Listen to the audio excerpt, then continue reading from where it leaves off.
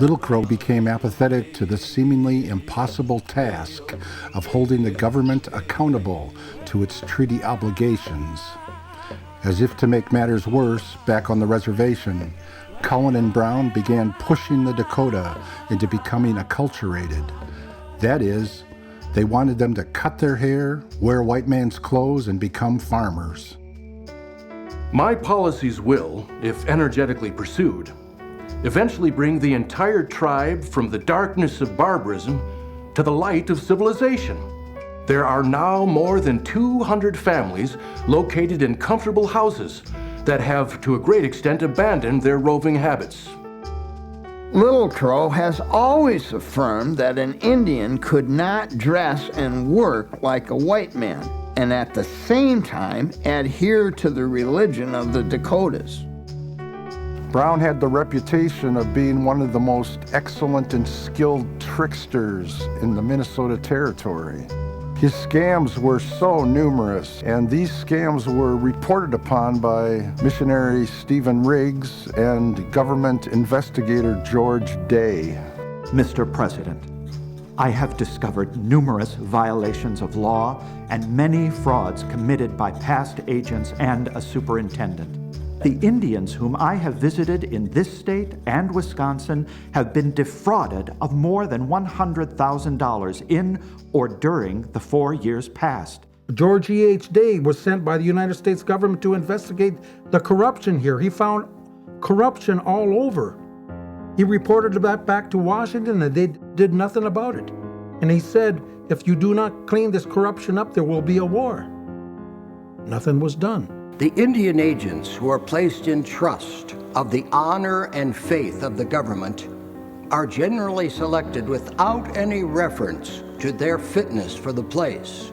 It was a patronage system, and so Indian agents were political appointees, superintendents were political appointees, they were all political appointees. There is a tradition on the border that an Indian agent with $1,500 a year can retire with an ample fortune in 4 years.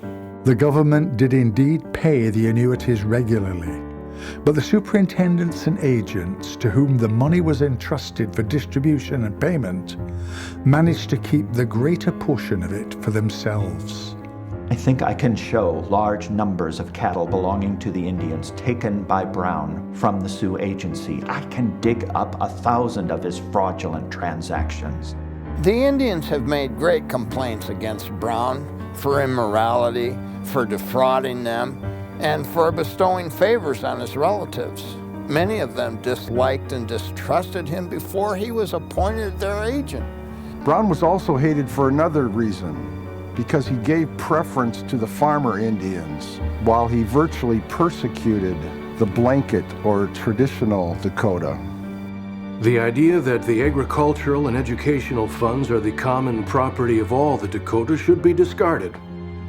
The Indians should be made aware that these funds are provided for the promotion of civilization, open to all, but to be expended solely for the benefit of those who evince an anxiety to profit by their expenditure. That was changing their whole way of life, the way they thought, the way they did something, their whole purpose in living. Well, you have to become Christian before I let you have this. Or you have to convert before you can have that. Or you have to cut your hair, or you have to become like a white man and farm and all these things. Every bit of the land was sacred to them. They didn't like the idea of the farmer going in there with his plows and stuff and digging up this land, which might be where their ancestors laid them. Little Crow was very bitter and angry about Brown's conduct as agent.